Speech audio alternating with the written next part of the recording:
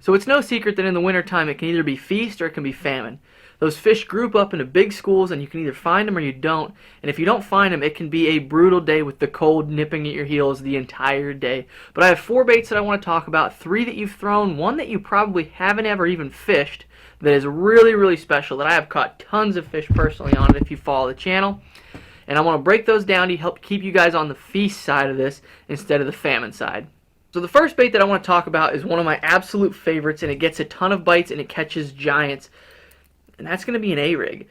You know, 6 Sense just came out with one this year that is a little bit different, has a bigger head on there to give fish a little bit different profile of it, but it fishes the same way that all other A-rigs do. You catch a ton of fish on it.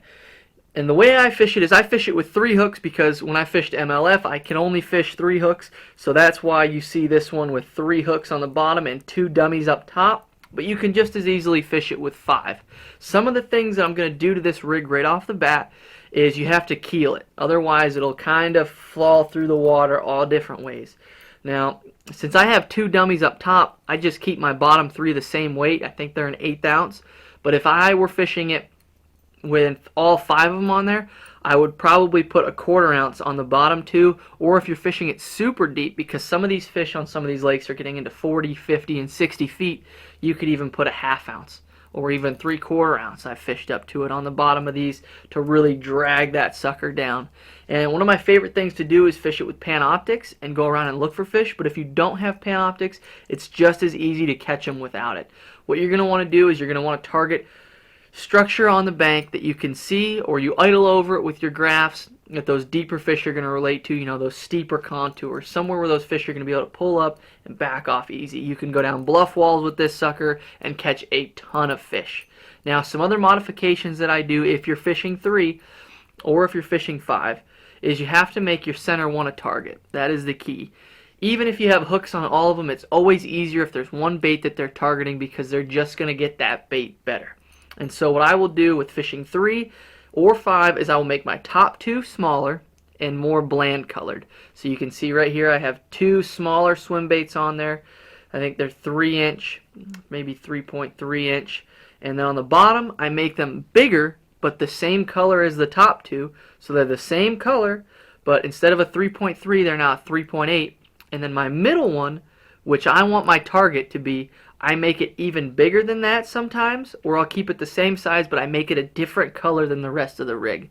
Oftentimes, if I was fishing 5, I would keep all these other ones the same color and the same size, and make this one a size bigger and a different color. Something that sets it off from the rest of the rig that makes it look different. Now, the rod and the reel that I'm going to throw this on is, if I'm throwing it with 3/4 ounce weights on the bottom, I'm going to up it to a 7-11 medium heavy action flipping stick, or just a heavy action flipping stick. The key is you want something with a parabolic bend where those fish can eat it and load up on them, because a lot of times they'll come into this rig and push it forward, and if you have too stiff of a rod, as soon as you feel them tap it, you yank it out of the way, where I like to have them turn with it before I get them. Or if I'm fishing this style with 1/8 ounce weights, I'll go to a 7/6 medium heavy light flipping and pitching model rod. I use Arc Essence. Those are my favorite for this. They have a full cork handle on it, which just allows me to get a better grip and really launch those suckers. I don't throw it with braid. That is a big key. I don't like braid with it. I throw 20 to 25 pound fluorocarbon. I use P-Line Tactical Fluorocarbon for the abrasion resistance, for the strength in colder water personally. That's just my favorite pick. But yeah, this is my 6 Sense A-Rig. That is one of my go-tos because you catch absolute giants on this bait.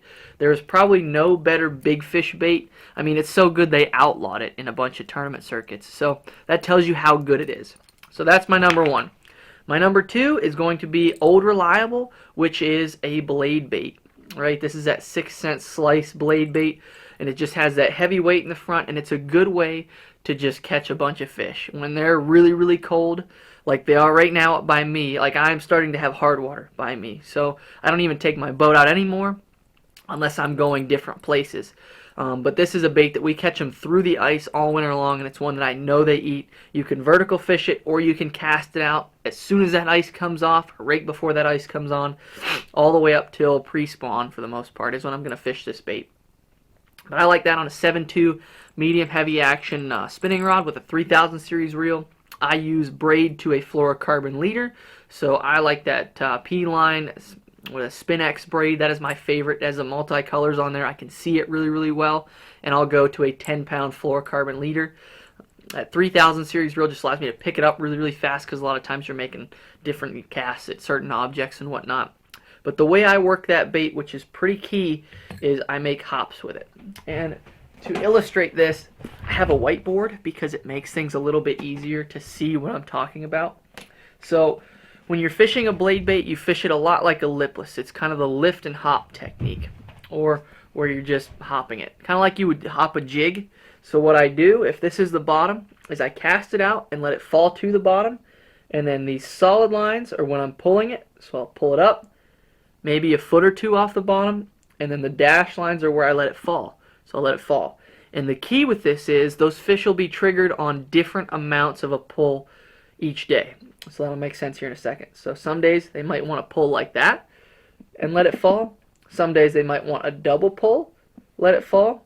And some days they might want barely a hop off the bottom. And it's all going to depend on the conditions that you have at hand. If you have a warming trend, sometimes they really like that double pull where I pull it and then pull it again because it just triggers them.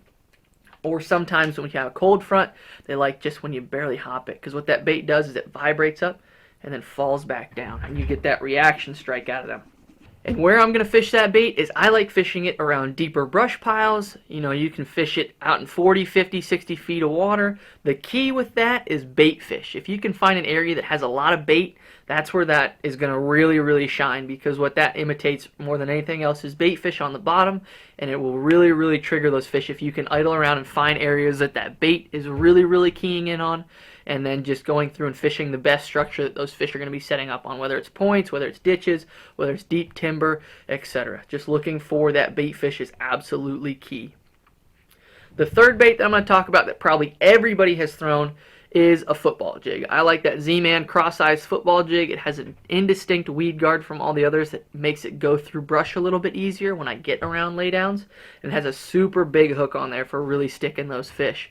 And this one is more for you guys that live on highland reservoirs. You know, like I talked about with the first two, those are bait fish oriented. That's what I'm going to look for, all that bait. I'm going to idle around and find areas that that bait fish is using. But this one is going to be for you guys that don't really follow the bait fish as much. This is going to be for you straight largemouth guys or even smallmouth, you know, just fishing down bluff walls. This is a bait that works really, really well if you don't have any high-tech crafts, if you don't have a lot of confidence in going to a lake and fishing offshore. So what I would do with this bait is I will pair it with a Z-Man Creature Hogs. I cut it in half, and then it just has basically like a double tail grub, but it lasts forever. And I will pair that with 15-pound P-line tactical fluorocarbon on like a 7 to a 7.6 medium heavy light pitching rod with an 8:2-to-1 gear ratio reel, because that allows me to make a lot of casts.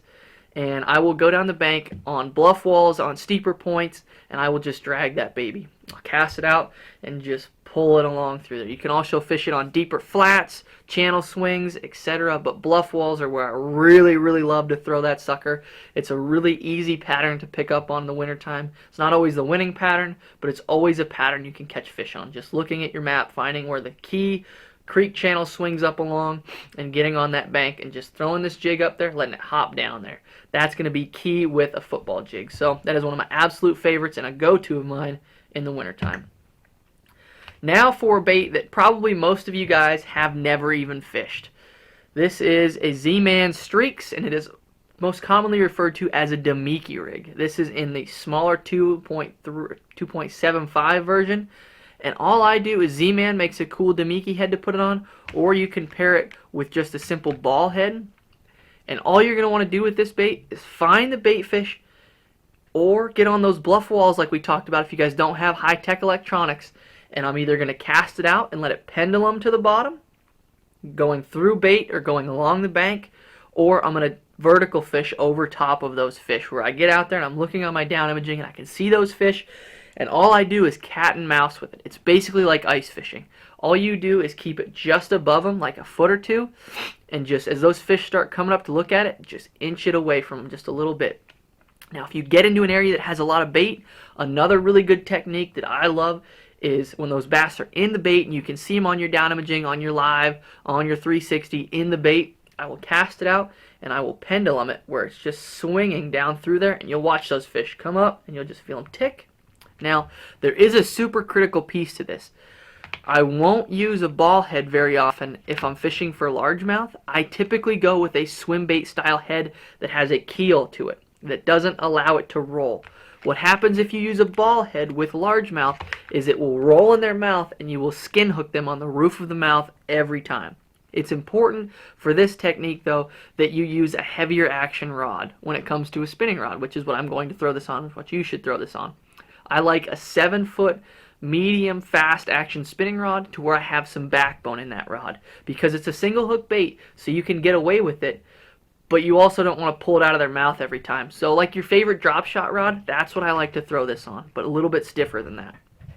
And again, I go to that braid, that SpinX P-line braid, to like a 7 to 10 pound P-line tactical fluorocarbon leader. That seems to work best for me. I have a lot of experience throwing this bait for a lot of different situations. This works when your fish are deep. It is a super efficient way to drop on them. It's a super efficient way to cast a pressured fish. And this is a bait that will get bit on those high pressure, sunny, clear sky days that nobody seems to be catching anything. Just going down the bank with like an 1/8 ounce head on it, casting it toward those 45 or 90 degree banks, and just holding your rod still and just letting that baby swing down. Because those fish, when they suspend off of there, oftentimes they're in a super negative mood. They don't want anything, but that bait is so simple and so subtle that they just cannot help themselves sometimes. So that is what I go to when things get tough, or I am around a ton of bait and I know I'm going to catch those fish.